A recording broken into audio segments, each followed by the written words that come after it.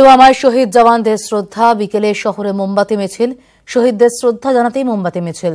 বিকেল 4টায় শুরু হবে মিছিল। মিছিলে থাকবেন মমতা বন্দ্যোপাধ্যায়। গান্ধী মূর্তি পর্যন্ত যাবে এই মোমবাতি মিছিল। পুলওয়ামায় শহীদদের শ্রদ্ধা জানাতে বিকেলে শহরে মোমবাতি মিছিল। শহীদদের শ্রদ্ধা জানাতেই এই মোমবাতি মিছিল। হাজরা থেকে বিকেল 4টায় মিছিল শুরু হবে। মিছিলে থাকবেন মমতা বন্দ্যোপাধ্যায়। গান্ধী মূর্তি পর্যন্ত যাবে এই মোমবাতি মিছিল।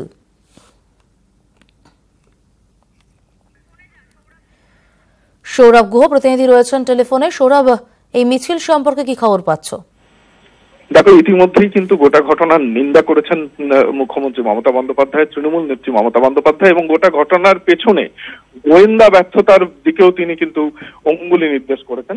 তবে শুধুমাত্র এই দোষারোপের আরোপ বা পাল্টা আরোপের মধ্যে না থেকে তৃণমূল কংগ্রেস কিন্তু গোটা ঘটনার নিন্দা করে আজকে জওয়ানদের স্মৃতির উদ্দেশ্যে মোমবাতি মিছিলে সামিল হচ্ছে।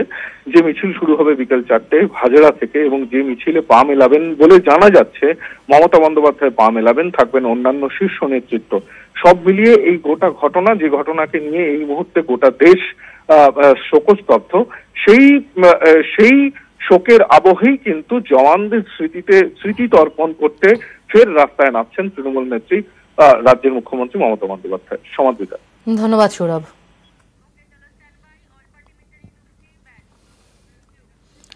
পুলওয়ামা নিয়ে কেন্দ্রের ডাকে সর্বদলীয় বৈঠক। সংসদ লাইব্রেরি হলে বৈঠক শুরু হয়েছে।